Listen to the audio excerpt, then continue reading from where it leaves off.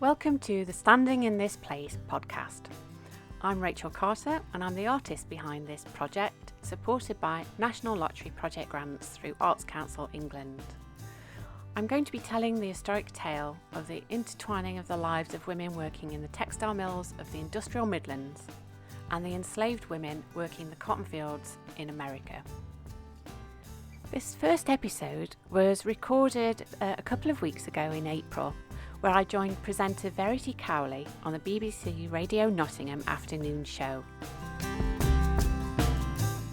So let me introduce you to our first guest today. She's an artist. She's a sculptor who lives in Ilkeston. She was the official Mayflower 400 artist a couple of years ago and sailed to the USA as part of the Spirit of Mayflower project. Rachel Carter is now working on a brand new piece in the eagerly awaited Broadmarsh development. Rachel, thank you very much for joining us.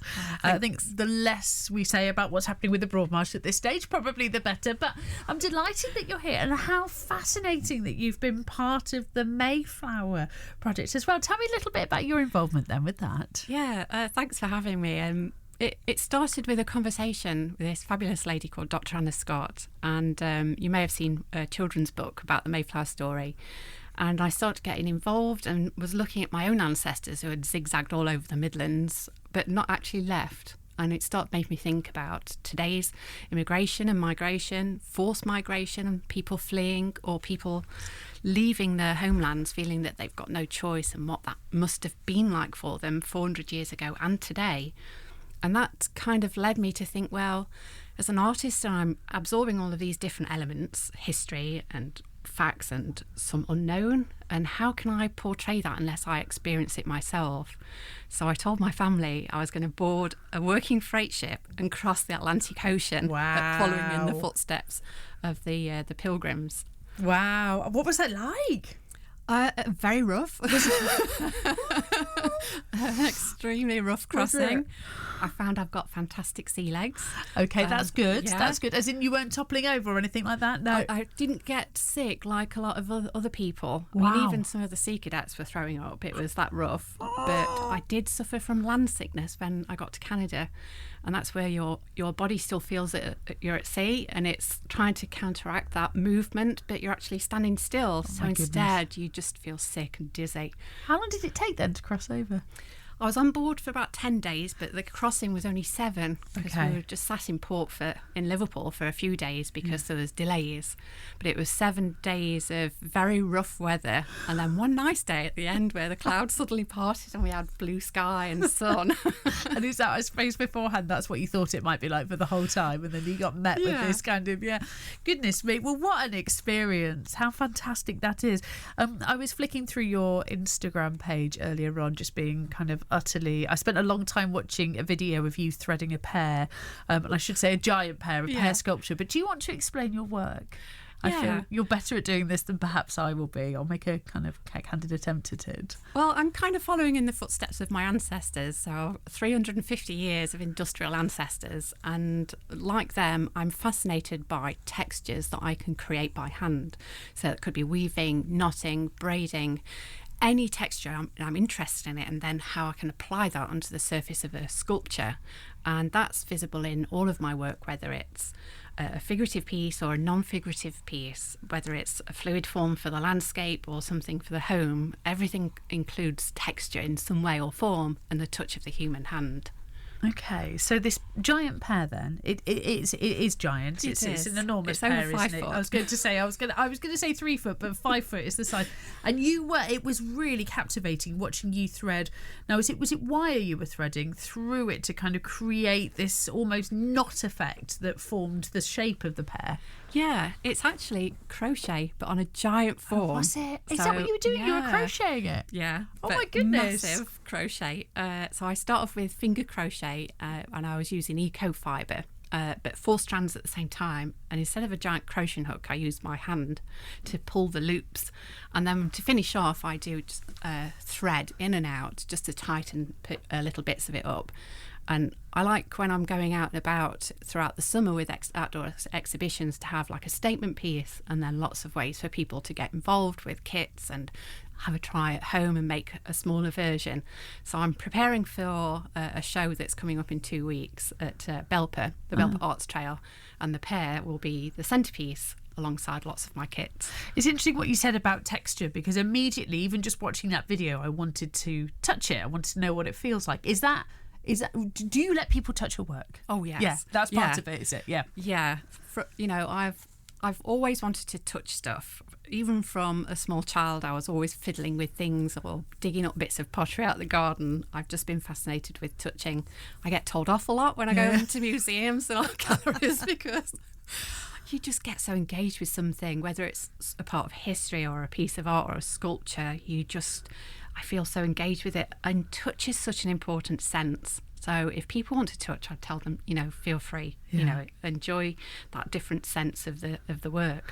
And the other thing I got just completely captivated with as well on your Instagram page were these braids that you're making, and it honestly, it took me back to primary school with my friends, and we all used to knot each other braids with different patterns on, sometimes chevron patterns, and they were flatter than the ones that you've been making. Yours looked a bit more.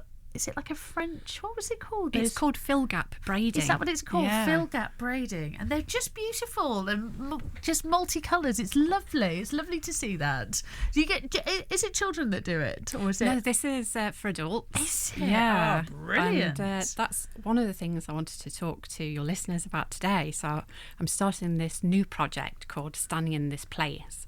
And it's looking at our ancestors that may have worked in the textile industry and that hidden connection that's often overlooked with the enslaved that worked in the cotton fields over in America, and their connection with our working classes across the Midlands who worked in the textile industry. So I'm right at the beginning of this project and I want people to get involved, and the best way to do that is to give them a kit. So we're going to be doing braiding kits, and I have 100 kits to give away to your listeners. Wow, okay. And the idea is you want them to make a braid? Yeah, so they get their kit through the post. It's got everything they need, a little wooden braiding wheel, loads of colourful threads and other bits and pieces. There's both a paper tutorial and an online tutorial, so you can choose the one that suits you. And they just enjoy braiding. And then they pick one or two pieces that they think, I like this one, put it in the the prepaid envelope and send it back to me, and then I'm going to work that into the new sculpture. Oh wow, what a fantastic idea! Thank you. Because I think people, you did make braids, didn't you? But if that is kind of part of childhood, was that kind of artistic, I suppose, work and methodology and all of that kind of stuff. So it's lovely to see it. But I'd never seen it in that wooden wheel that you created then, and the way in which it kind of feeds down the middle. Yeah. It's fascinating. I think having the little weights as well on the little bobbins on the outside and the weight on the inside, and then the way that you move it, it's quite meditative as you sort of turning the wooden wheel.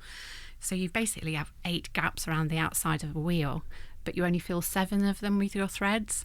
So you pick up your 3rd thread, lift it and put it into the empty gap, and then rotate the wheel. Oh, very so you're nice. filling the gap. And this braid comes out of the centre, but depending on the styles of the thicknesses or thinness of the thread or the colours, your pattern will change. So there's quite a few different varieties of patterns that's in the instructions that they can have a go at. So if they want to get involved, once the 100 ladies have signed up, then that's it. It's going to be closed.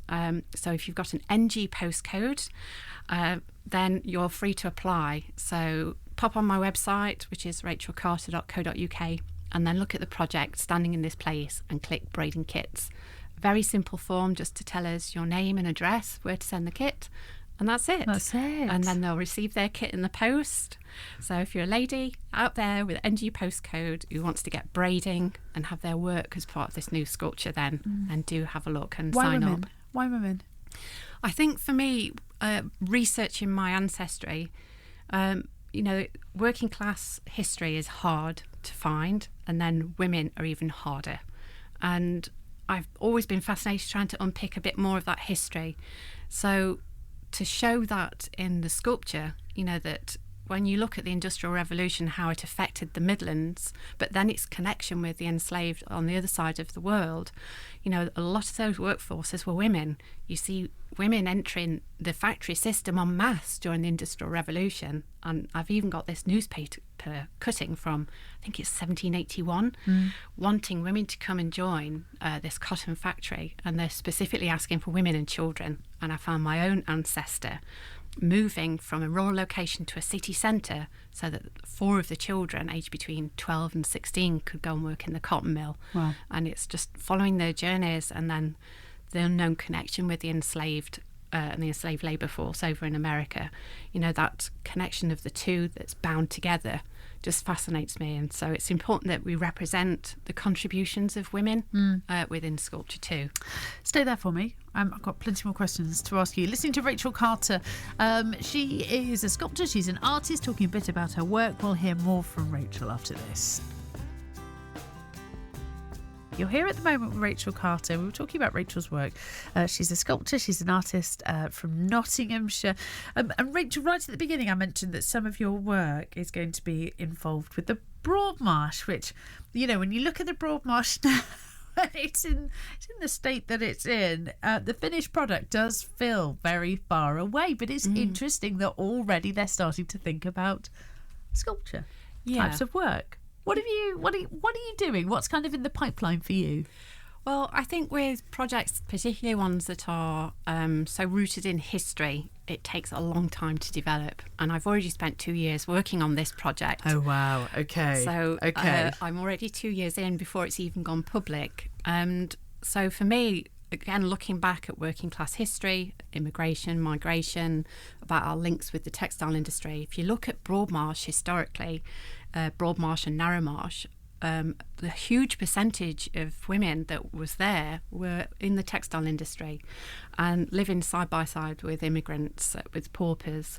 And I found this fantastic bit about this women's movement group that was supported financially by Jessie Boots, the founder of Boots.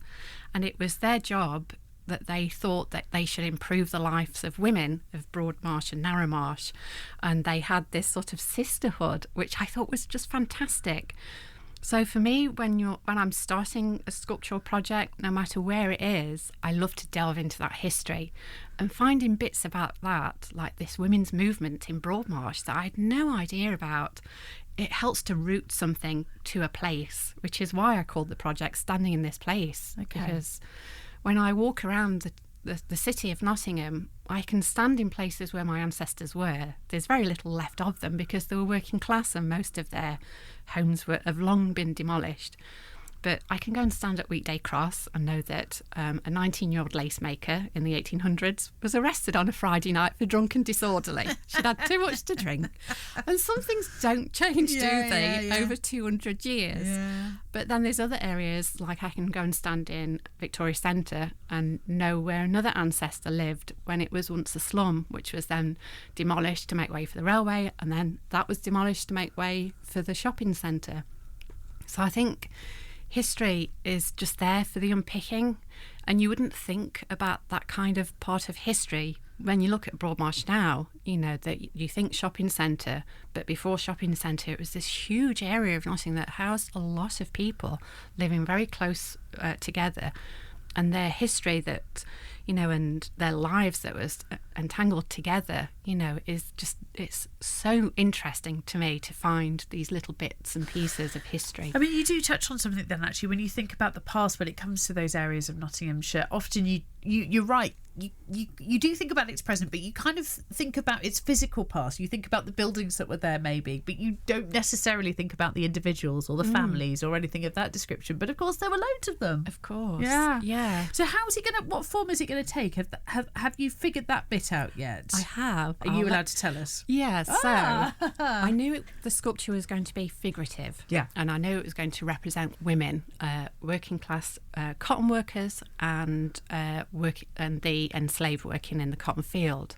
So I wanted to look at their contributions. So I've decided to use 2 women, but I need actual live models. So another part of my project is that I've put together a group of 50 plus ladies, they're all going to do a series of movements with a fantastic artist called Dee McQueen. She's going to guide them through movements, and they're going to think about that historic narrative, and they're going to move their bodies. And from this group of ladies, we're going to select 2 live models. Wow. And they're going to be dressed in historical costume, and we're going to drive down to the foundry in Stroud, and we're going to put them in a photogrammetry rig. So 2 women from Nottingham, it will be them that will be immortalised in bronze. Oh, how wonderful. What a fantastic experience. How brilliant that's going to be, and how weird it's going to be for those women as well. Yeah. To see themselves at the end. So it's bronze. It's not threading, it's not crochet, this is going to be a solid kind of statue. It will, but its heart will be a lot of different textile techniques. So we're having a stitching group, we're going to be doing braiding, I'll be running some master classes as well. There's so much that's part of this project, and it's pardon the pun, but it's pulling all these threads together to make the sculpture. And it's fascinating how these projects start. And for me, it was answering a call to join a black-led group called Legacy Makers, who are based here in Nottingham, and they were working on the global cotton connections and looking at the history of Darley Abbey over in Derby. And they wanted people to come and join and research. And I just found my ancestors moving to that very mill to work in the cotton mill. So I volunteered during lockdown, and it was to look at who was going to the mill. Where did they come from? Was it just local or wider Midlands? So I started volunteering. That was 2 years ago. And it's just amazing, that I'm still part of this project. And they invited me to come and attend their celebration event the other weekend. And it was just fantastic to be able to tell them about the funding that we've received for this project, which I must say is publicly funded through Arts Council. Yeah. So every time somebody buys a lottery ticket, a percentage of that money goes to the arts. So it's really going to be a sculpture paid for by the people, about people. Yeah. So it's trying to tie all those things together. And we can touch it. Yes. Of course. I would expect nothing else. Before you go, are you up for answering our quick fire questions? Sure. It's just 5. They're very quick, hence the name. So we'll start with, what's your morning routine, Rachel? Oh, I have a big glass of cranberry juice and go into the garden with the dog and just try and just take in nature and wake up slowly. Oh, I love that. When it comes to holidaying, you a fan of beaches or is it city breaks? More city breaks. I'm red-headed with freckles. The sun is not kind to my skin. I burn like a crisp. So city breaks is for me. What are you ordering at the bar? Well, that would have to be a whiskey and ginger. Oh, nice. Oh, yeah, I like that. What's the best tip you give your younger self? Don't let people tell you that you can't do something because you're a girl, because you can do it and you will do it. And the final question is, this is the hardest I've heard to answer. When you are reaching into the cupboard, do you go for the brown sauce or the ketchup? Oh, neither. Oh, it's barbecue all the way. I absolutely love it. Rachel, thank you so much for coming in. Really great to have you here. If you want to find out a little bit more about Rachel, if you want to take part in her braiding project as well, the address is rachelcarter.co.uk. Thank you so much to the BBC, who gave kind permission for me to use this fantastic interview on my podcast. Over the coming months, the project will be developing, and there's lots of ways that you can get in touch and find out more. Just head to my website and click on the project page, Standing in This Place. Don't forget to like and subscribe, and join me for the next episode, where I'll be joined with Adrian Farmer, the keeper of the heritage at the Derwent Valley Mills World Heritage Site, and we'll be delving into the lives of Strutt, Arkwright and Evans. Till then, thank you for listening.